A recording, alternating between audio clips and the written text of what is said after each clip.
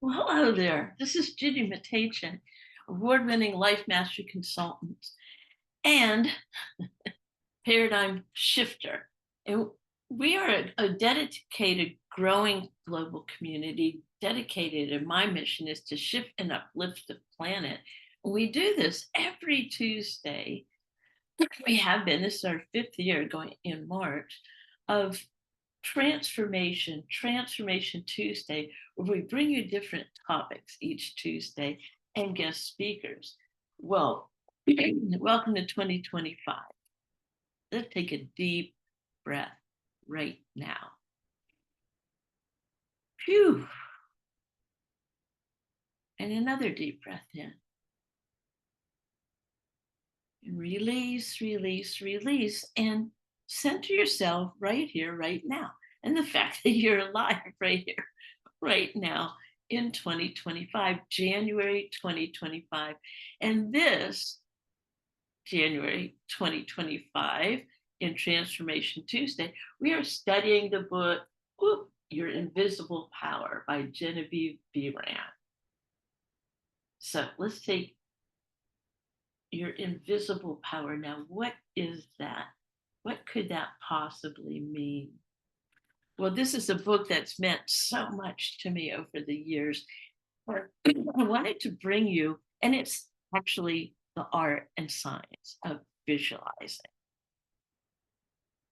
And let me tell you a little bit about Genivieve Behrand and just who she was and why this is important. So here we go. So there's a respect through commitment. These are the cornerstones of a dedicated relationship between a teacher and a student. For a passionate student yearning to learn and understand the essence of a subject, they must demonstrate these traits before the teacher will take them under their wing. In this case, the teacher was Thomas Troward of Cornwall, England, and the student was Genivieve Behrand.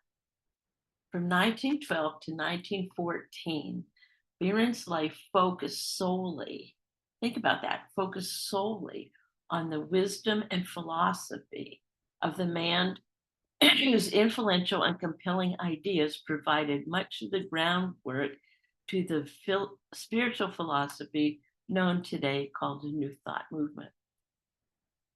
As the awareness of mental science was taking shape, Thomas Troward, 1847 to 1916, imparted his personal insight to only one pupil who could perpetrate his knowledge and share it with the world.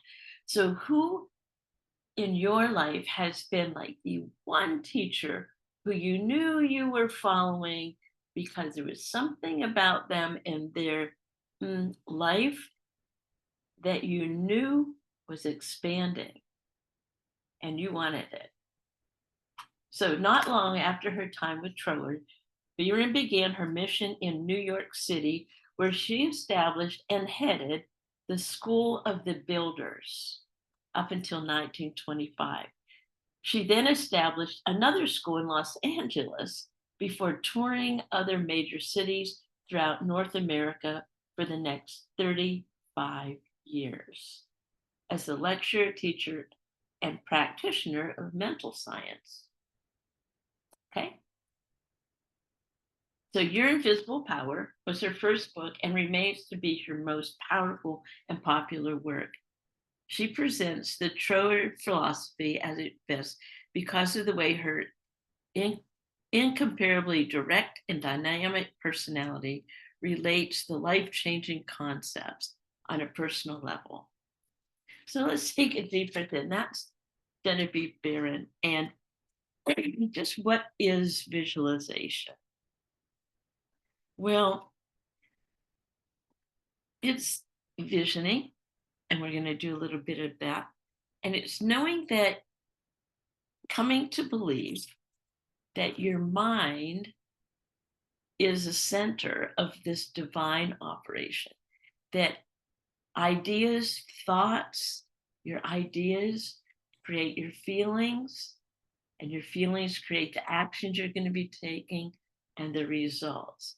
So we're going to focus in this month on visualization and this power of your mind. And I'll tell you a little bit of a story about how I've used this over the years. But the first time that I was conscious of using this, I didn't quite know what I was doing. Let me give you a quote here before we go. And this is a quote that I've been writing most every day for the last maybe 10 or 11 years. And it's a quote on page 52 of this book, and I want to take you through it. So sit back, relax, and listen to this quote. And we're going to take it apart. We're going to we're going to take it apart. Okay. So, okay. My mind is the center of divine operation. The divine operation is always for expansion and fuller expression. And this means the production of something beyond what has gone on before, something entirely new, not included in the past experience, though proceeding out of it by an orderly sequence of events. So let's take that paragraph apart. My mind is a center of divine operation. So what just exactly is this mind in here? All right. Your mind can think positive thoughts and creative thoughts. It can think negative thoughts and destructive thoughts. And you'll create what you experience. Your thought, you'll create it. So when you have this knowledge that your mind is a center of divine operation, it's what we do, stand guard at the portal of your mind and what you're thinking, what you're visualizing.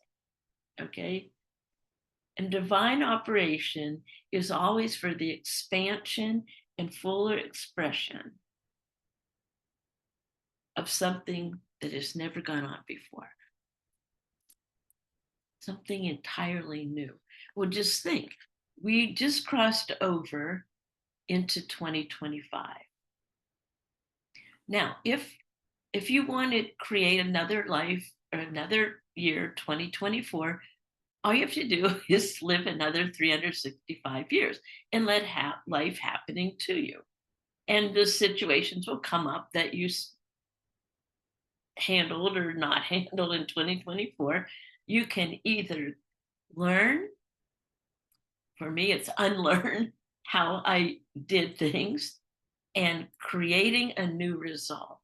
What is the result you would love to create in 2025? So it's a production of something new, never been done before, and it's proceeding out of these orderly sequence of events from the past. So in other words, you set yourself up, and then the new thought, the new idea, the new 2025 will proceed from that if you're in conscious awareness of that. So let me tell you a little bit of a story about that. Back when I was graduating from University of Texas, and I had this degree in special ed, and I knew that I was going to have to. Well, I actually had the job out here in Leander. Now, there's two phases of this. Back in my senior year, part of the activity was design the classroom. What would be an ideal classroom that you would love to teach in? And as if there were no no limits, no limits. And so I went crazy on it. Like, oh, it'd be an outdoors, there would be music, there would be nature, there would be uh, learning at your own pace, all abilities. And I had it in my mind, drew it in a blueprint, and knew exactly I would be a guide, not a teacher, and knew the philosophy I was going to present. I actually went down and visualized the the children that would be in there and how they would be learning and interacting with each other and growing together. Well, that was for an assignment, right? And so I went out for all these job interviews, and so I came, and no, it's like, well, at the time, since I was at the top of my class, I had all these school districts were wanting to interview me, which was great. I had my choice.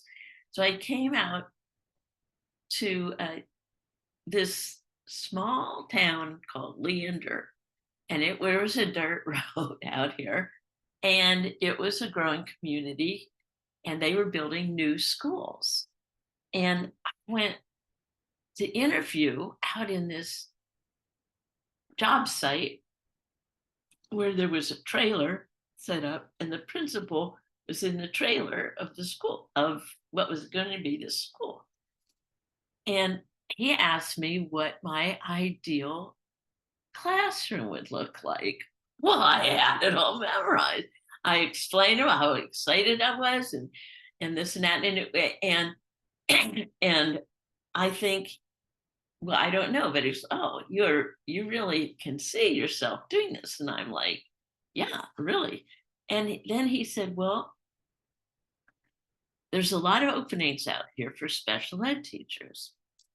Would you like to work in a established school, and they have their own program, this and that, and this is how they done? Or would you like to help us create something new? And the school hasn't even been built yet, and you get to help design it from the ground up. What would you love? And I'm like, well, are you kidding me? Whoa, I can get to design my own concept of what a special ed, or classroom would look like, who they would be. And so that started my journey, and I'm like, whoa, I guess I consciously created that. And that was the philosophy of this principle. So we created a school, and we designed a program of, they call it inclusion now. I'm not quite sure what we called it back then, but it was just, we didn't know what we were doing, and it was like writing it from the get-go, and became, over the years, once again, repetition, repetition, repetition, going back to the original idea, the original concept, and we created this program. And that eventually led to a middle school program, and on and on. But that is, my mind is a center of divine operation. And divine operation means expansion and fuller expression, that something has never been done before, you know, but it was the proceeding from the blueprint, is what we call it, of what was going on here. That was the first one.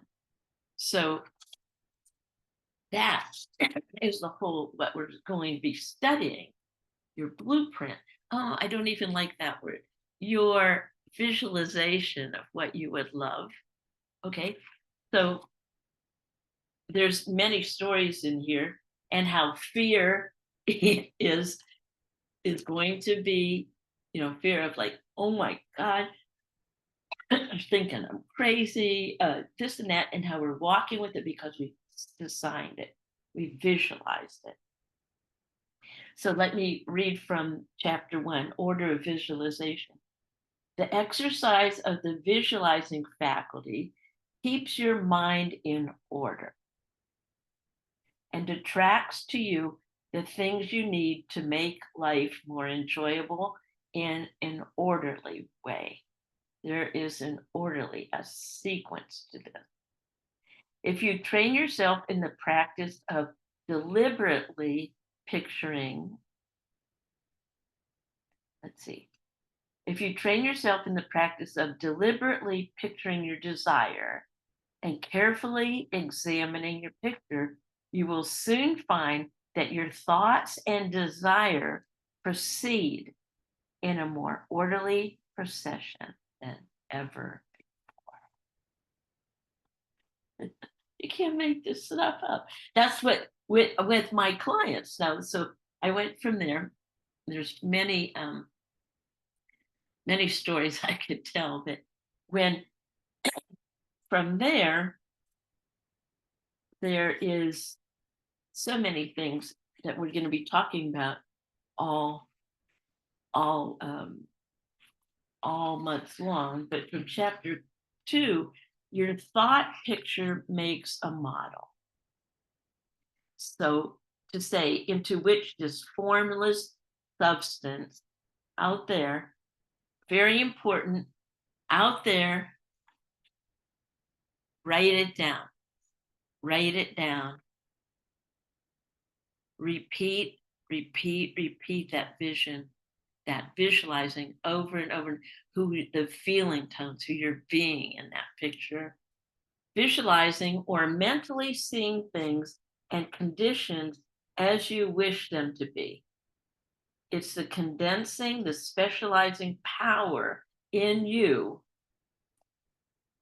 in which might be illustrated by comparison with the lens of a magic lantern.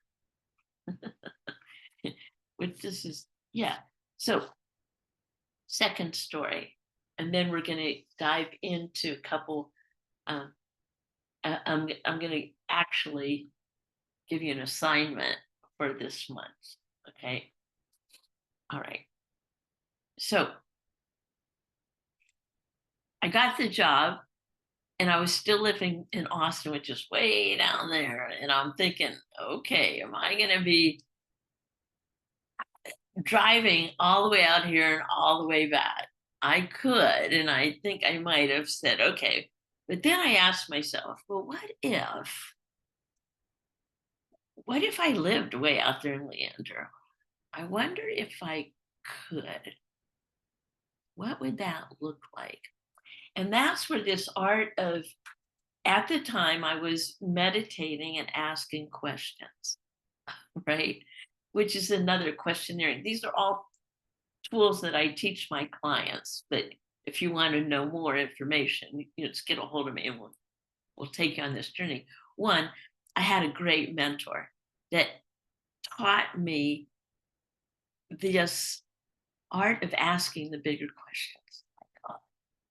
I wonder, God, I'm like, God, do you see me living out in Leander while I create this school? It was just the school was on a blueprint too. Where do you see me? What would you have me do? Who would you have me be? And it, boom, download. Oh, belief in my belief. So at this time, I was developing this crazy thing, trusting in a higher power, trusting in something I could not see, but being guided.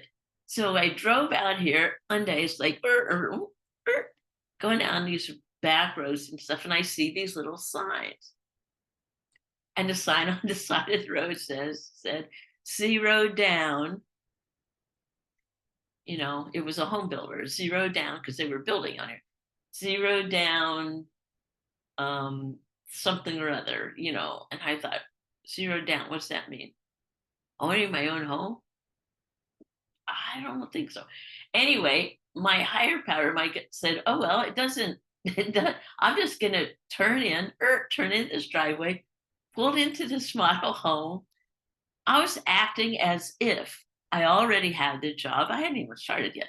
Acting as if that I was the school teacher out here and everything, acting as if.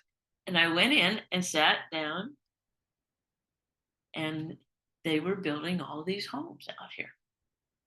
And I'm like, okay. And he started showing me this, that, and then I'm like, oh, I would love that. Oh, yeah, that one looks good. Oh, it has to be on a cul-de-sac with the sun coming in from the east so I can arise with the sun.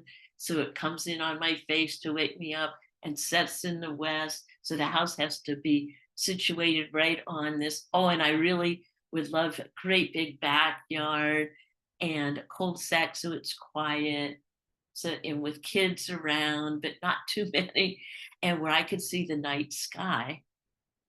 Across the road was a cattle ranch. Nothing was built out here. And I told him what I would love. And he said, okay, well, here, we have this lot right here. How's that sound? I'm like, that sounds great. You know, and I had no clue. I had no money. I need that. And he said, great. Well, okay, here's a house plan that would fit here, this and that, in 3 bedrooms, 2 bath, a fireplace, the dining room with bay windows, kitchen.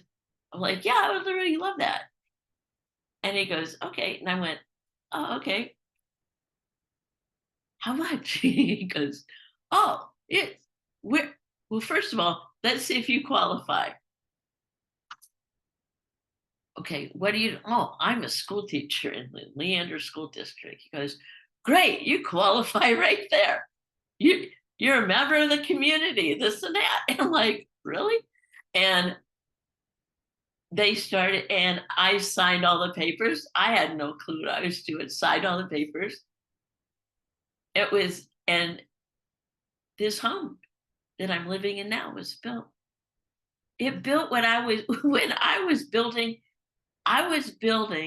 a brand new special ed program at the same time that they were building my home, my ideal home, on this piece of property. I couldn't believe it.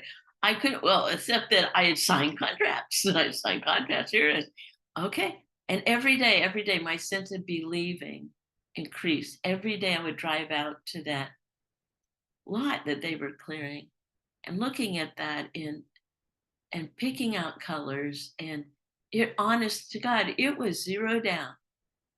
It was that. And I signed a 30-year mortgage with the same mortgage payment I've had for 30 years now.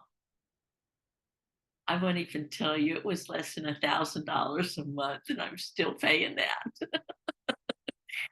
It's like, oh, following the plan. Yes, I was scared. I think I was, I should want to say, I was like unconscious enough to just keep trusting. So my question to you is, it is January 2025. You've lived this long. Isn't that great? You are, as I tell my clients, we're sucking air. We get to create whatever we would love. Oh, I've got bold accomplishment for my 2025. I'll tell you more about that. So anyway, let's take a deep breath in. Get a copy of this. Your invisible power. Heck, she was creating things in 1925, and this is her school. And that was back with the Montessori movement, Suzuki movement. All of these movements were happening at that time. All this transformation, all this, and so they codified it, and it was what I teach now. So my mind is a center of divine operation. Your mind is a center of divine operation. Divine operation means expansion and fuller expression and the production of something never have gone on before. something entirely new.